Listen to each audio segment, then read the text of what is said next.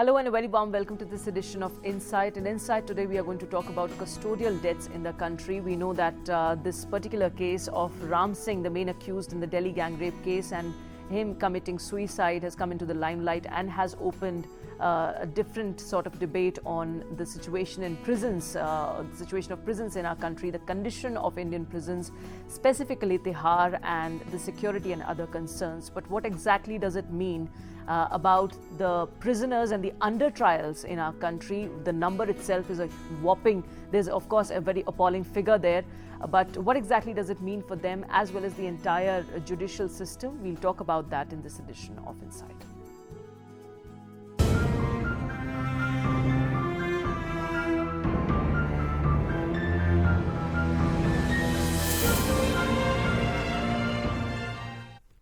Right, and joining me in the program today is Mr. K.S. Subramanian. He is a senior retired IPS officer. He was also a former official with the Home Ministry. He's a human rights activist, and right now he's associated with the Council for Social Development. Welcome to the program, Mr. Subramanian. And we're also joined by Mr. Suchitra Kalyan Mohanty. He's a reporter with Reuters News. Has been covering such instances for a very long time. Thanks very much, Mr. Mohanty, for joining us, and we'll be very shortly joined by an advocate with Delhi High Court, Mr. Pankaj. But before getting into the details of how exactly these custodial deaths, this particular phenomenon has panned out in our country, let's start with the basics of this particular case. Mr. Subramanian, would like to have an insight from you as to how do you look at a suicide committed by a person like Ram Singh, who was first, of course, he was seen as the main accused in the Delhi gang rape case, which invited such responses, reactions, protests from all across the country. Absolutely. See, the Ram Singh case has raised more questions than answers which have come out. Today I read in the press that a medical report has been made out saying that Ram Singh committed suicide. But to me, the important thing is, why did this man feel compelled to commit suicide at this stage in his imprisonment? I feel there may be a bigger story behind it, because I have heard that there may be a criminal angle to it, because there are some people who may not like the whole truth to come out, and Ram Singh, being the main accused, would have had access to information regarding the role of the police in the whole case in which this lady school student was killed and so on. Ram Singh would have had idea of how the whole operation took place, because there are a large number of buses of this type which are running on Delhi streets. I am told that this is known to the police, it's also known to the traffic police, and it's a kind of gang thing going on between the policemen, the traffic policemen, and also criminal gangs like Ram Singh's. They are all running together, and I am told there is a lot of money involved. There is a big corruption is involved in getting licenses for these buses. I am told, I was in Delhi police many years ago. I heard from a friend of mine that for every truck that is registered in Delhi police with the traffic department, rupees 200 had to be paid. This was more than 20 years ago. Right. Now the money has gone up. Right. And the officer to whom I spoke on that occasion, he said, "Sir, look, I am granting licenses to 20 trucks, to 200 trucks every day, and every truck has to pay me 200 rupees. Because I asked him this question because he invited me home in the evening. I saw that he is living in a marble palace. I said, "My dear friend, how did you get hold of this marble palace?" He says, "It's very simple, because in my job I make 40,000 rupees a day, which goes to some others also, but I also get a share."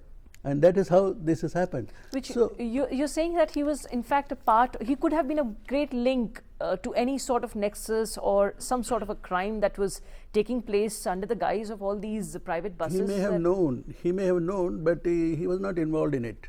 In the sense, he is bothered only to collect his money. Could be a part of that chain. Yeah, he could have known, but I think there is a huge racket operating in Delhi streets, particularly at night, when these things happen, because the bus was being driven slowly, the glass windows were closed, and the rape was going on in the bus. And I think the policemen who were on the streets, they would have known which bus is it. And then the whole investigation took place in a very fast way. They could easily find out a Yadav transport operator. I believe that these are all on the hafta of the Delhi police. They receive money every week. So there is a conspiracy behind the Ram Singh suicide, and this has to be exposed only by a proper inquiry. Not by medical doctors, but by criminal investigation agencies like the CBI. Delhi government has ordered a judicial inquiry now in the case. Yeah, judicial inquiry is a very necessary thing, but I think it's important to establish accountability within the prison administration and management, because the DG in charge of the Tihar jail has to explain how this suicide was allowed to happen. So I think it's a very, very serious matter. Of course, prison reforms, when you take up prison reforms, I'll come to talk about it. But it appears that this is more serious than it appears on surface. Okay, Mr. Mohanty, you've been covering this incident since the day it happened, December 16. How do you really look at this juncture? How do you look at this development? Do you see some sort of foul play in Ram Singh's alleged suicide? Well, Shalini, in my opinion, what I think is that Ram Singh was forced to commit suicide, because if you see the entire matter in a proper perspective,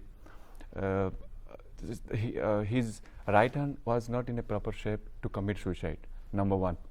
Number two, he was forced to commit suicide under several circumstances. Number one, why he has committed suicide? Due to the pathetic condition and safety and security of the Tihar jail officials.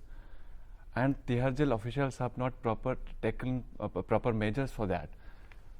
The safety and security measures, number one, CCTV are not in proper place, and there are a number of measures which the Tihar jail authorities have not taken it properly.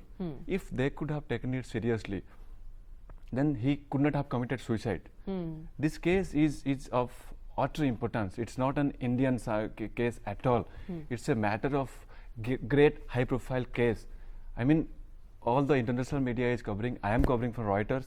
So the Tihar jail authorities, Tihar jail officials have to take it very seriously, but they have not taken it seriously from the very beginning. So they have to be very cautious for that. Now they are saying that they will be providing some sort of safety even to the other people who are in the jail right now, the other accused. And in fact, there has been a proposal as that the trial should take place outside Delhi and not in Delhi, since there's already a lot of remorse in people regarding this entire incident. Well, this has the court to decide. The Fast Track Court of Saket Court, Judge Yogesh Khanna has to decide whether this case has to be taken outside Delhi or not. But it has to see in the merits of the case, whether their security and safety has been, compromised, or the Tihar jail official have now been taking serious measures to bring from the Tihar jail to be produced in the Saket Court or things like that. But this is not the first incident that has happened in, Tihar jail, for instance, because we have seen a number of other deaths also that have taken place in Tihar earlier. Absolutely. And that too, because since it happens in an unnatural case, so the government also has initiated judicial inquiry into it. Well, Shalini, this is not the first case in Tihar that a person has committed suicide. Let me say it very frankly. From 2001 to 2012 or 13, there are 11 or 13 deaths which I remember. Why these deaths have been committed by the under trial prisoners? Right. Definitely there is a lack of safety, security and coordination from the Tihar jail authority to the police, or there is lack of coordination from the Tihar jail authorities to the under trial prisoners.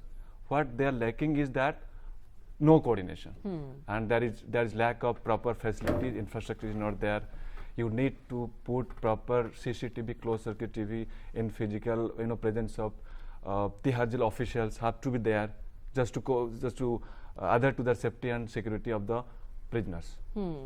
Okay, Dr. Subramaniam, now here, so sorry, Mr. Subramaniam, No. want to really understand I am as to Dr. what is basically there in the jail. How do you look at the jail administration, the management there, the kind of arrangements that should have been made to deal with all these prisoners? The very second day of this particular incident, and such kind of headlines have already hit all the national dailies, that 900 managed 12,500 prisoners in Tihar jail. Yeah. You see, there is a huge managerial crisis in prison administration in India, particularly Tihar jail. As you mentioned, that the number of under trials in Tihar is twice the number which can be easily accommodated. Yes. That itself is a overcrowding, which should be decongestion should take place. And you know, administration in the jail has to be very accountable, transparent, participative, and it should be able to, people should know what is going on, how affairs are being run every day. But I believe there is a lot of secrecy, particularly in relation to people like Ram Singh. People don't know what is happening. We don't even know what is actually how he committed the suicide, because there are some partition, there is a iron grill, and somehow he managed to find his own clothes and hang himself.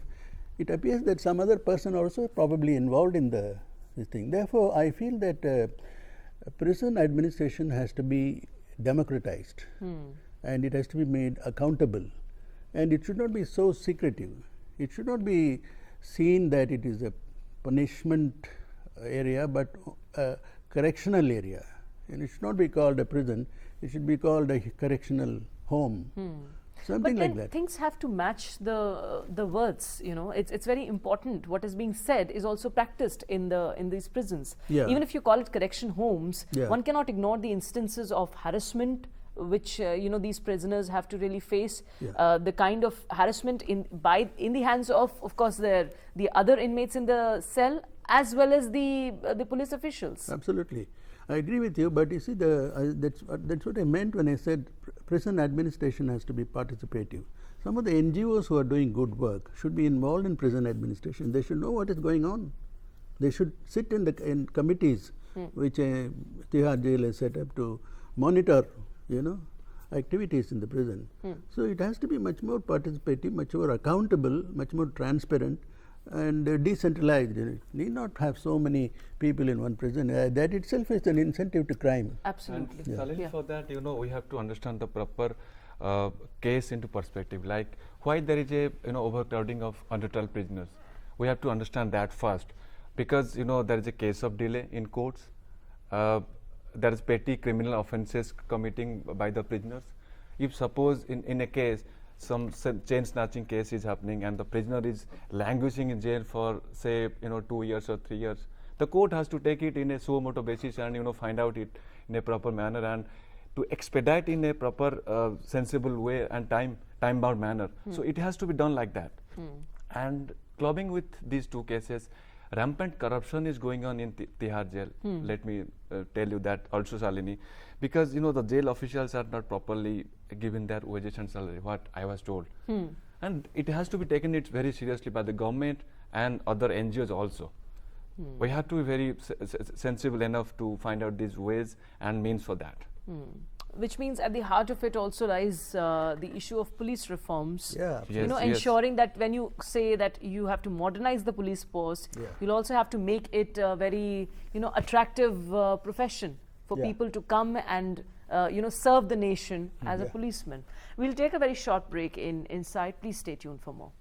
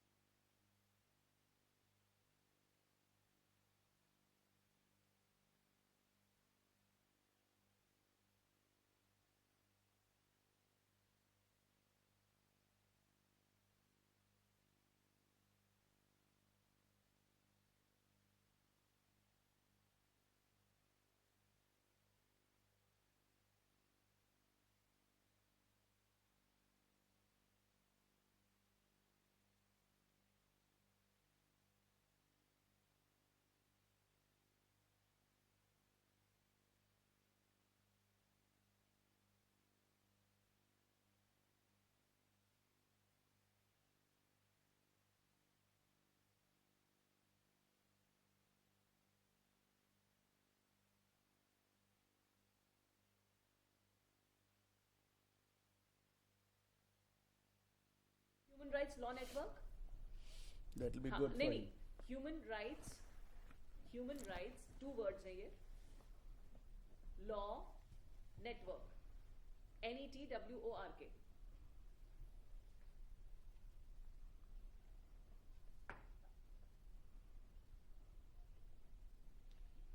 कोई बात नहीं है, तुम programme तो शुरू करो.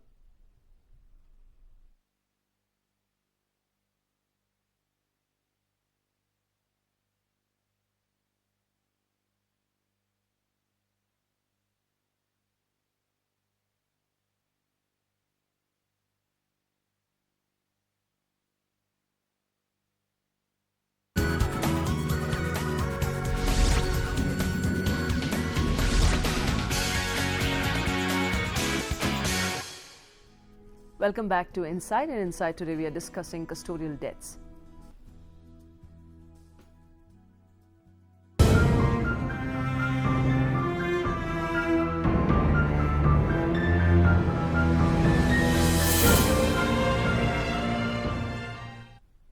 And we are now joined by Advocate Pankaj Sinha from Delhi High Court. He's also associated with Human Rights Law Network. Welcome to the program, Advocate Sinha.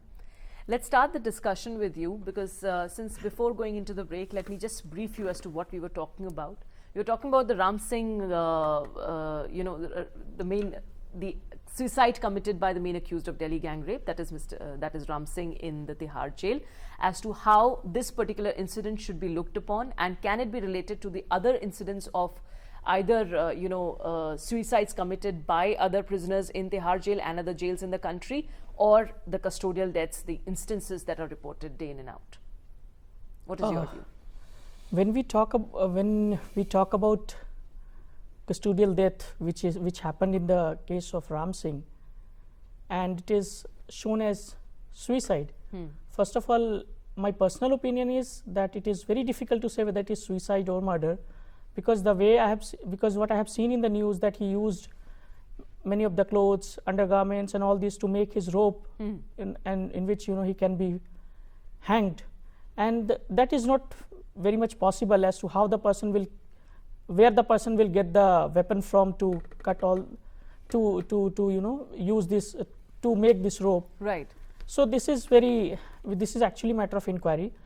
But this custodial death is not the one case which needs to be seen. There are many deaths which keeps taking place, and it actually leads us to the point where I was called for here is the prison reforms.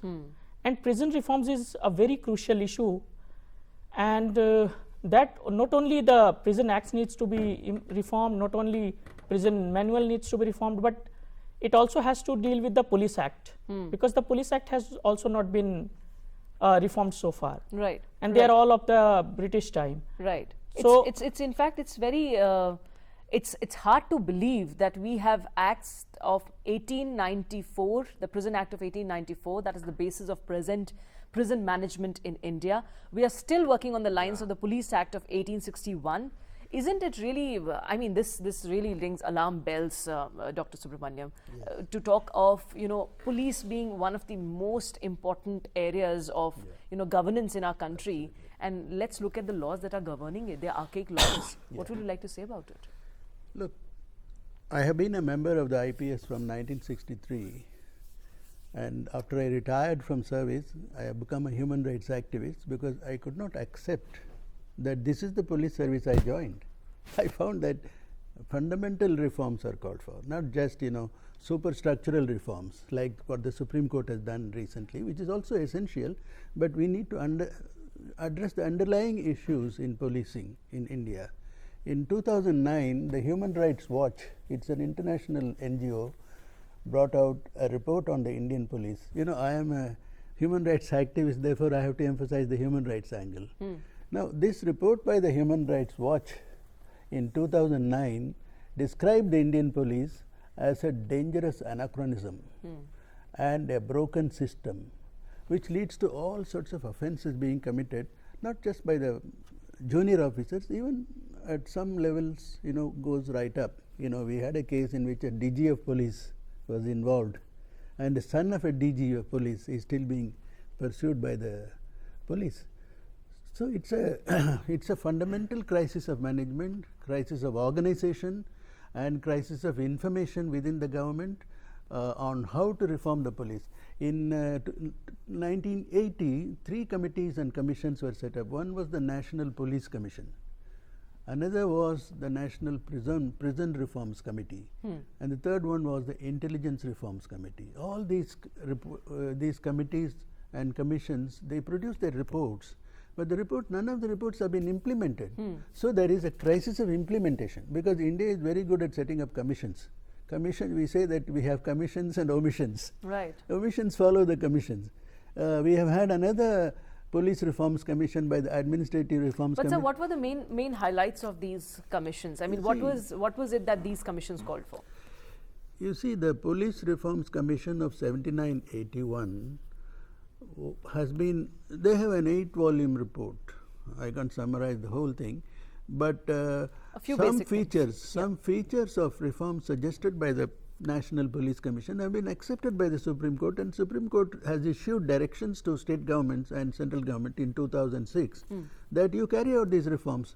That reforms means, number one, separation of investigation from law and order, security tenure for senior officers at the level of DGP, DIG, SP, and so on, and then complaints authorities, accountability mechanisms, all at the superstructural level of the police. And the 7 guidelines have been, security commissions in the state level and so on have been recommended, and these are under examination by various state governments. Some of the state governments are not willing to accept any reform because they think that the police should be under their control. If any sort of autonomy is given to the police, they feel the police will become lawless. In a way, that's true also, because police cannot afford to be totally independent. But it has to, mechanism of accountability has to be established. Like in the UK, for example, the 3-level accountability is there. The police is accountable to the police authorities, senior authorities, then accountable to the government and also to the local community. Right. In our country, police is too centralized. Yeah. And we need to have decentralization and bring the people into the process of making accountability work on the ground. Well, Shalini, adding to the comments of Mr. Subramaniam, I would like to just focus on some points. Like, there are archaic laws of these jail manuals which was based on 1894 year.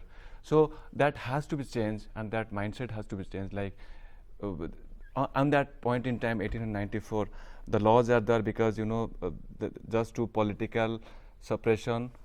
So that has to be changed. If the Tihar jail authorities law has to not been changed, so I don't think the the jail manuals will be changed. So that has to be taken into task also. Okay. And number 2, rampant corruption has to be stopped by any means. Rampant corruption has to be stopped by police protection would be there, so that the checking would be there in the proper manner. But coming back to you, Advocate Sinha, the life of an under trial, a convict, is basically responsibility of the prison authorities, and if at all anything happens to these under trials, the number itself is so huge in our country, then this certainly reflects badly on the criminal justice system in our country, how the prisons are looked after. Coming back to the archaic laws, doesn't it surprise you as an advocate to look at how legal system is being driven by such old laws, and we are only thinking of some sort of reforms in these areas and not doing anything about it? You are absolutely right, but the point is that we are run mechanically. We never apply brain. As under trials and convicts, these are 2 different categories, and most of the people who are in prison, they are under trials. Right. And why these prisons are very badly managed, one very important problem is overcrowding. Overcrowding is there in all the prisons of India. And this overcrowd, and the other reason is poverty. And you will see that most of the people who are in the prison, they are poor, tribals, scheduled caste, scheduled tribes, and from other minorities. So actually, because of this poverty, though nobody is taking care of that, what is happening to those prisoners? They are poor. Even if they have face even if their the time period of sentence, their time period is more than the prescribed sentence. Some people are there inside the jail for years. so the whole criminal justice system needs to be improved, Then and there are troubles in them getting bail or other issues too, right? right. No, I'm coming to that also. If you are a rich person, you are granted bail, you can produce the surety amount, you will be released. But if there is a poor person, let us take the hypothetical situation. If a beggar is there who is residing on a pavement, that person does not have address, he will be granted bail but he cannot be released because he does not have surety amount. No mechanism has been established so far, although there is provision that the provisions and Supreme Court judgments given by Justice Krishna here that the person can be released on personal bond, but the logic is given by the state and many machineries that what will you do if the person runs away? And I'm surprised when the person commits crime, state is able to catch the person, but if the person runs away, the state says that it will not be able to catch the person back. So these are issues which needs to be looked into. Can I say something on adding to the point of Pankaj, what I can say that what needs urgent attention is that we need to we don't have to be biased against poor and the rich person. We have to be unbiased on that. Until and unless we will be unbiased, we won't take care proper of the. But nothing moves without money, let's face it. Even within the system, that's how things are. Dr. Subramaniam also accepted Yeah, it. that's the reality. We can. So that's one of the things. That's one of the causes why Advocate Sinha is also now vouching for how exactly poor are being discriminated. And let's face it, a majority of these people come from the Very poor classes. economically weaker sections. And now we'll take a very short break in Insight. Stay tuned for more on the other side.